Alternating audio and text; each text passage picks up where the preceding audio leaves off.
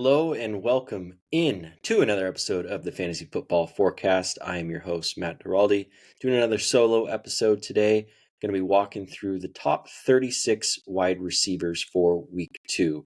Week 1 obviously did not go as expected for a lot of these players. It's funny how in fantasy, every year pre-draft, we're hyping up all our guys. We have these can't miss players, and week 1 rolls around and kind of slaps us in the face. So kicking things off right at the top with tonight's game, Tyreek Hill.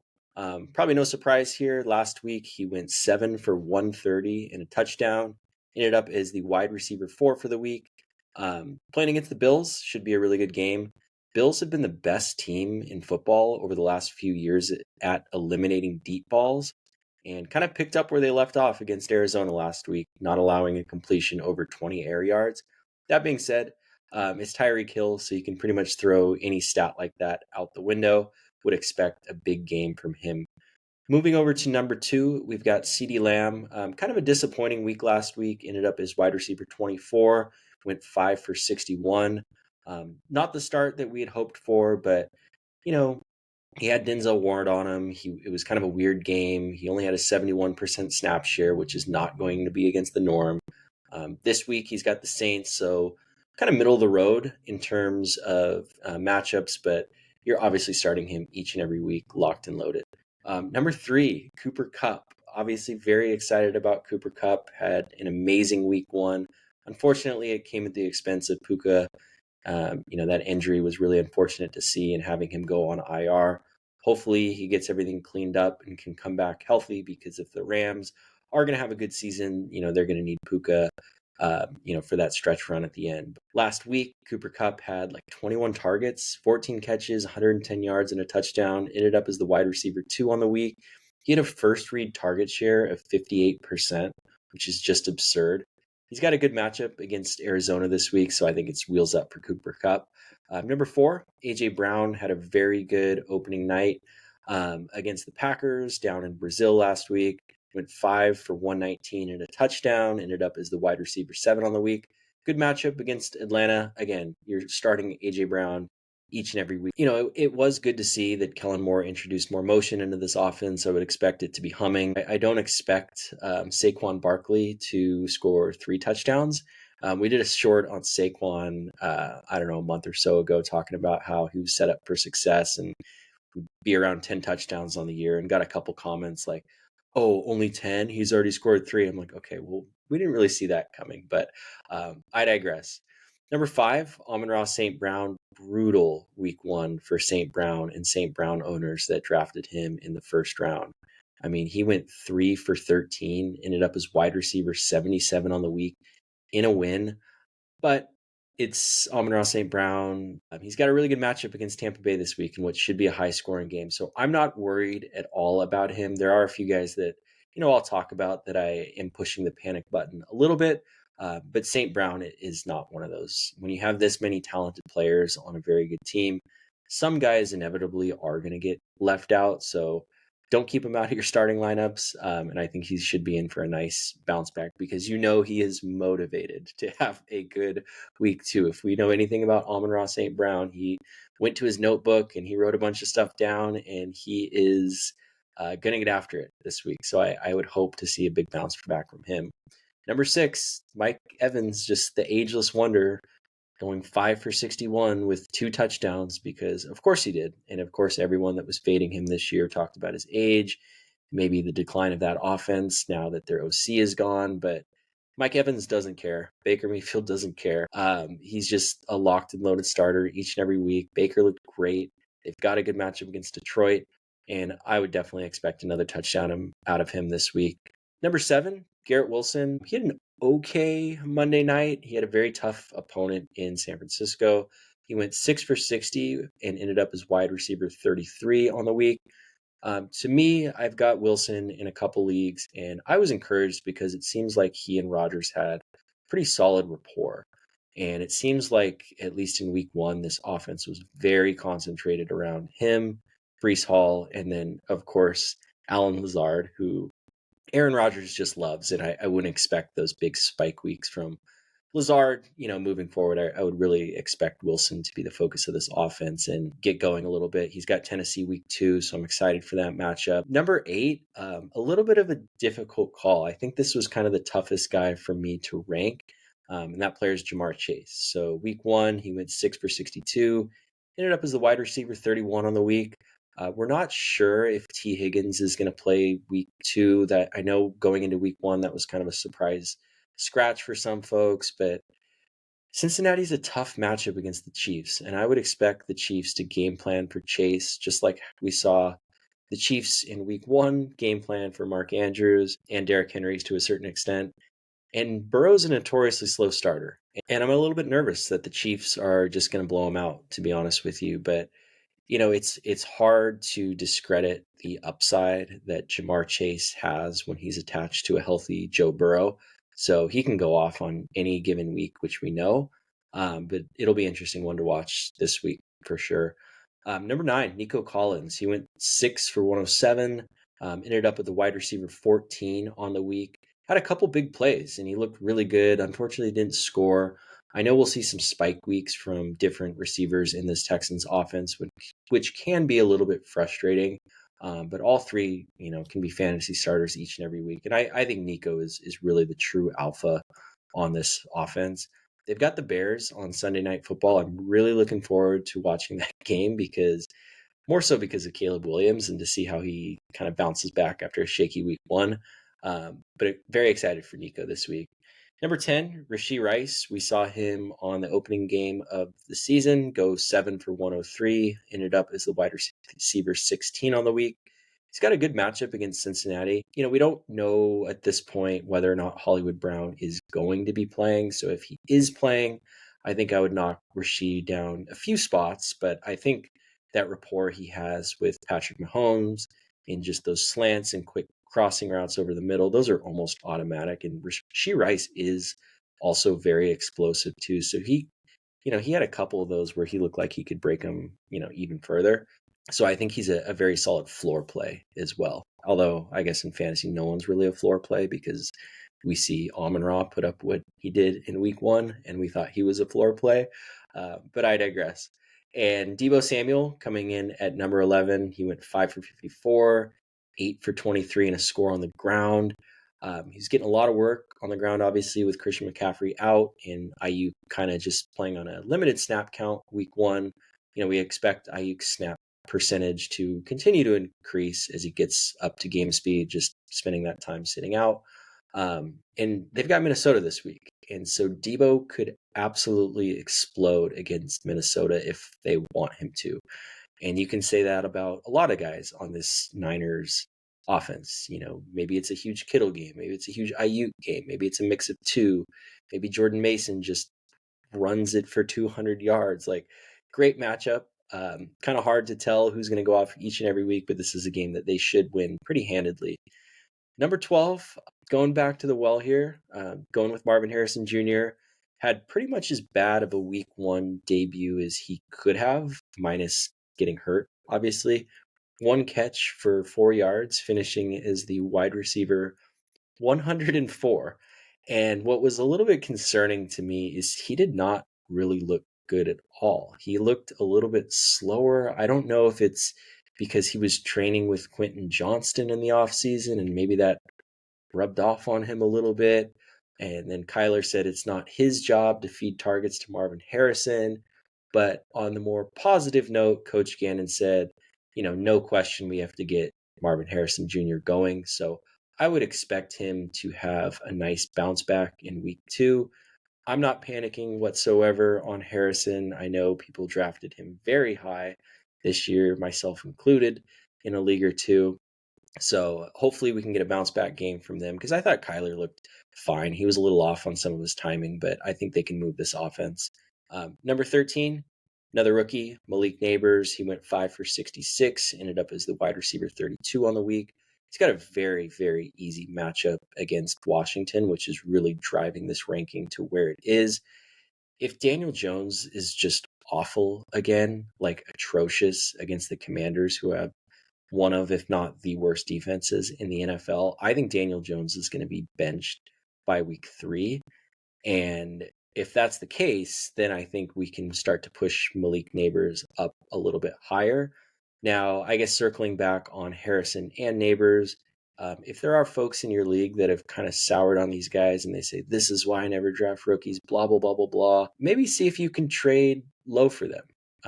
I know it's tough based on these guys' ADPs, but can't hurt to ask. And if they have another couple quiet games, it is something that I would at least be asking about. Moving over to number 14, Brandon Aiyuk. Tough game, went 2 for 28, had that drop in the end zone, unfortunately. I had one league where I was down 6 in full PPR and just needed him to catch like 3 or 4 balls, and he didn't. And he came up, I think it was like a 1.5 short, which was really frustrating. But we march on. And he's got a great matchup against the Vikings. You know, like I said, with Deebo, I would expect 1 or 2 of these Niners to just explode. And hopefully Aiyuk is part of the party on this. I hope he's not in Shanahan's doghouse. I know we saw that that was like 3 years ago, but just with the contract situation, I don't know. But hopefully he has a nice bounce back. Another guy coming in at 15 who had a horrible week 1 from a stat perspective, Chris Olave. One of my favorite players in the NFL, so maybe that's driving this a little higher. If Trevor was here, he would maybe talk me down to earth a little bit more. But last week, it was just a weird game for them, right? It was just they absolutely destroyed the Panthers. He wasn't part of the scoring party early, and when that happens, you're going to be the odd man out because they don't need you to win the game at all. So I think that's what was causing, that 2 for 11 or whatever it was. So I'm not panicking at all with him. I think, like I mentioned with the other guys, if there is someone in your league that is panicking a little bit, at least ask about Chris Olave. Jalen Waddle coming in at 16. He went 5 for 109 and was the wide receiver 17 on the week. I know he had that one big play. He had a 14% target share, but Mostert is out and Achane is expected to be a game time decision today.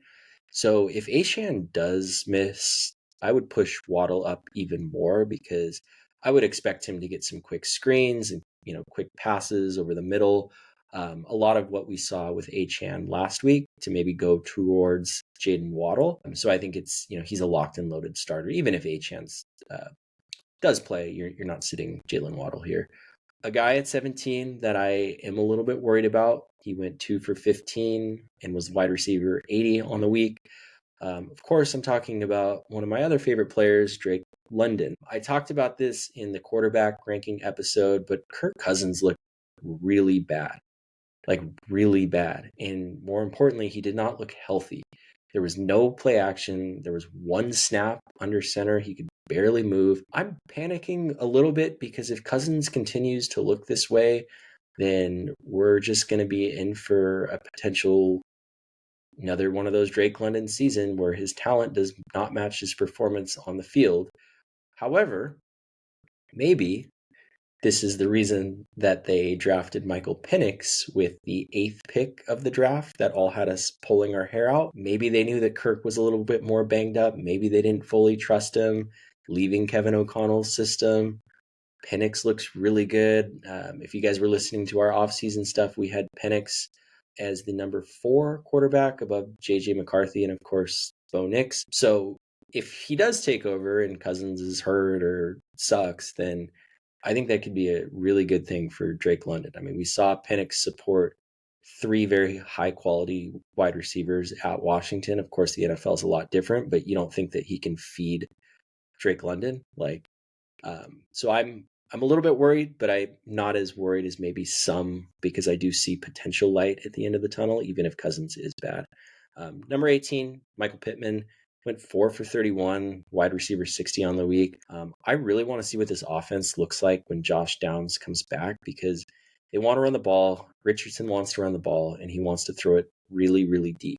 And Pittman kind of works over the middle. That's why he was so good with Gardner Minshew because Minshew just locks onto that number 1 target and he can't physically throw it as far as Alec Pierce or even Adonai Mitchell. Not that he was on the team last year, run down the field, but a little bit worried about Pittman this year, honestly. And he's never really had that high ceiling due to limited touchdown upside. So for now, ranking him here. They've got, a pretty easy matchup against the Packers with no Jordan Love. So hopefully you should see a decent game out of him. Moving on to number 19, Devontae Smith. Great week 1, 7 for 84. Didn't score, but wide receiver 21 on the week. Very solid start to the year under new offensive coordinator Kellen Moore. We talked about this a little bit with A.J. Brown. They're going to get these guys in motion more. They're going to throw over the middle of the field more, and I really think this will be a good year for Devontae Smith. He's got a good matchup against Atlanta this week as well, so locked and loaded starter. Number 20, Devontae Adams. Went 5 for 51, was the wide receiver 38 on the week. This week, he's got a tough matchup against Baltimore. I would expect Minshew to lock onto Adams a little bit more than he did in week 1. We know he likes to just feed his top guy. But again, I don't expect them to be that competitive in this game. And maybe we see some garbage time action out of him, but I don't know. I'm only pushing him up this high because it's Devontae Adams. Number 21, Chris Godwin. Great game. 8 for 83 with a touchdown, wide receiver 11 on the week. Baker could not have looked better. I think Baker was like the number 1 rated quarterback last week, according to PFF. I'm not really a big PFF fan, but if it wasn't him, he was like 1 or 2. But a lot of people had Chris Godwin as a sleeper this year, and that looks like it's an excellent call. They're playing Detroit this week. Should be a high-scoring game. I would expect Chris Godwin to get a lot of targets and be really efficient with them. Number 22, DK Metcalf. Rough last week. They got the win, but he went 3 for 29. Geno looked so-so. This is a new offensive system that I think long-term will be really good for DK Metcalf and Jackson Smith-Njigba specifically. But for now, I think there's some growing pains. He's got a tough matchup against the Patriots this week. I talked about this with Geno Smith in the quarterback ranking episode, but I'm definitely sitting him even in Superflex. Geno Smith, that is, not DK Metcalf. If Metcalf has another quiet game, I don't think any of us will be surprised. But you do kind of have to push him up just because his talent, we know that he can go off any given week. So that's why I have him at 22. Number 23, DJ Moore, went 5 for 36. Not that great of a game. Caleb Williams looked bad in his debut, but they're going to be thrown into the spotlight on Sunday Night Football against the Texans. And this is going to be a very interesting game to watch because DJ Moore was out targeted by Keenan Allen. Keenan Allen, we will talk about, but I think a lot of that has to do with Keenan kind of being that reliable safety blanket. DJ Moore plays a little bit more on the outside, maybe not wanting to make those throws. So I definitely have DJ Moore as the top option on Chicago rest of season, but I am a little bit worried about Caleb Williams. So it'll be interesting to see how he performs in prime time. Number 24, Amari Cooper, 2 for 16 last week, finished as the wide receiver 79. I know all of us had that on our bingo cards. I said this in the episode with Deshaun Watson. He might be benched sooner than later. Like, he just looked atrocious. It looked like the team was giving up on him. He's got that new scandal coming to light, coincidentally, after he was complete garbage. Couldn't even complete a pass over 15 yards. They've got Jameis Winston, as their backup. So I would love to trade for Amari Cooper if I can, because if Jameis is coming in as the starter, I think Cooper's just going to feast. And it doesn't matter if Jameis Winston is throwing interceptions here and there, because those don't count against your wide receiver. So Amari Cooper is someone I would definitely be trying to go after if you're operating under this assumption that Deshaun Watson is not going to be the starter for the whole season. And if he is the starter for the whole season, then the Browns are just idiots unless he turns it around. But I don't see that happening. Number 25, Terry McLaurin. He, again, had a very bad week as well. You're kind of sensing a theme here. I know all of us were frustrated with a lot of our squads this last weekend. But Jaden Daniels didn't look good throwing the ball, in my opinion. I know people that are just looking at Jaden Daniels, fantasy points, they're like, oh, wow, he must have had a great game. No, he scored twice on the ground and he ran a bunch. They do have New York Giants this week. So I am pretty encouraged about Terry McLaurin because I think as a veteran in a game that they should win, I think he and Jaden Daniels are going to make a point to for Daniels to get McLaurin the ball and to continue to establish that rapport and connection. Because let's not pretend that Washington won last week just because Jaden Daniels had a high fantasy point total. They still lost. They need to get McLaurin going. They traded away Jahan Dotson because that's what bad organizations do. They don't support their young quarterback, but I digress. Number 26, Jameson Williams. Maybe I should push him up higher than this just because I was on the Jameson Williams, hype train, his, rookie and sophomore seasons. I truly believe they would have won the national championship if he didn't tear his ACL in that game because he just looked unstoppable. But what a week one for him. Finishes the wide receiver 5 on the week. It will be interesting to see how he's continued to be utilized in this offense because speed kills. Whether that's, opening up stuff over the middle, whether that's manufacturing him touches. I think the fact that they're getting his confidence up and he's got a high snap share, I think this is going to push Detroit's offensive ceiling even higher. Number 27, Zay Flowers, had an okay week 1. We all watched that game against the Chiefs. He's got a good matchup against the Raiders this week. I would expect them to try to push the ball down the field a little bit more. In week 1 against the Chiefs, they were kind of just dinking and dunking and screening, and it was a little bit weird overall, and Lamar was running all over the place. I would expect more of kind of a traditional pounding Henry, feeding Zay, and just trying to get that connection going. Number 28, Stephon Diggs, had a great week 1, 6 for 33 and 2 touchdowns, ended up as the wide receiver 10 on the week.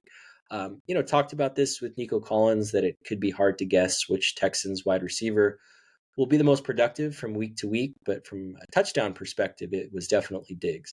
But, 2 touchdowns on 33 yards is, you can't really necessarily sustain that.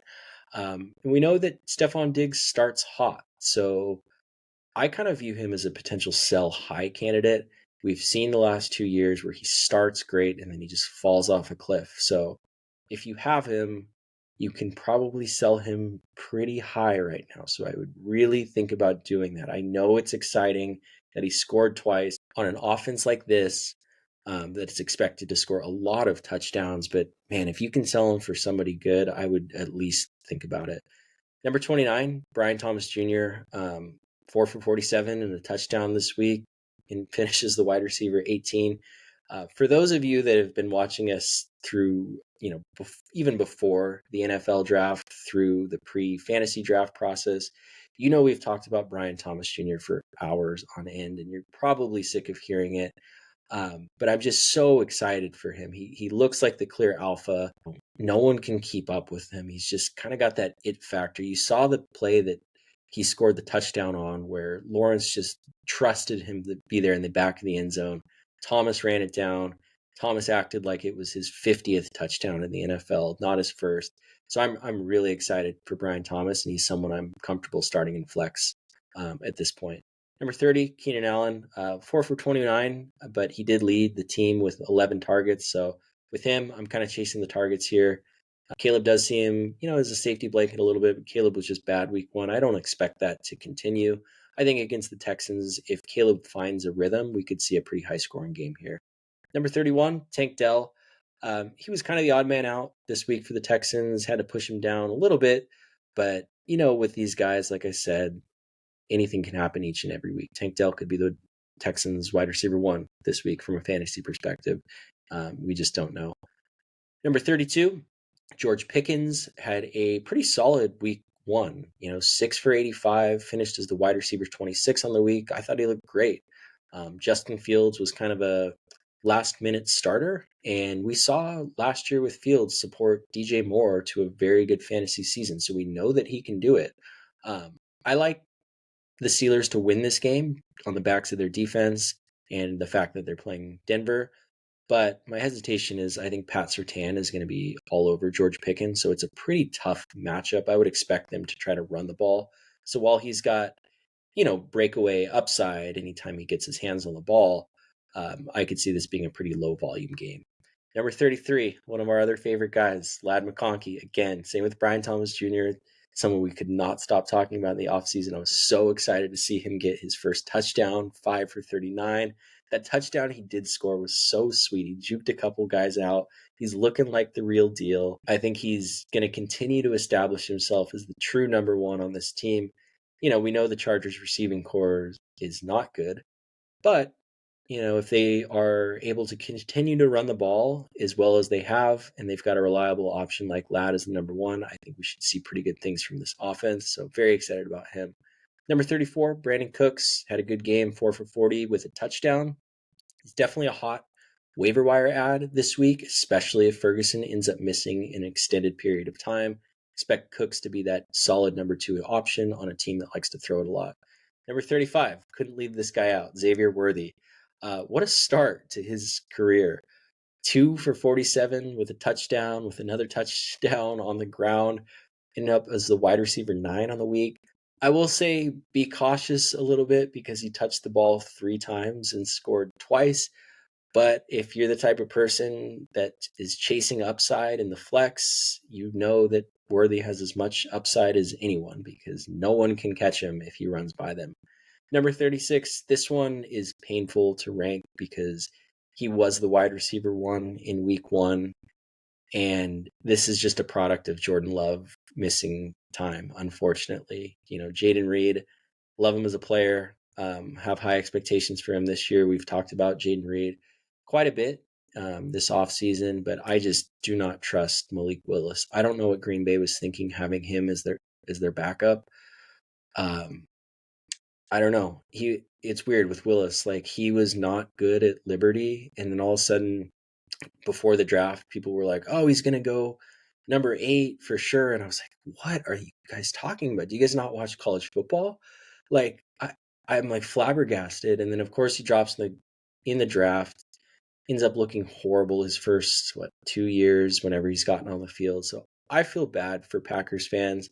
Trevor's a big Packers fan. His extended family's from Wisconsin. So a lot of Packers fans on his side, but I don't know, man. If they're able to start like 1-4 and then Love comes back, I think they still have a chance just to how good this team can be. But yeah, I have a hard time starting any Packers wide receivers at this point. All right. And with that is the top 36 wide receiver rankings for week 2. If you're still with us, thank you so much for watching. Look forward to seeing you in the next one.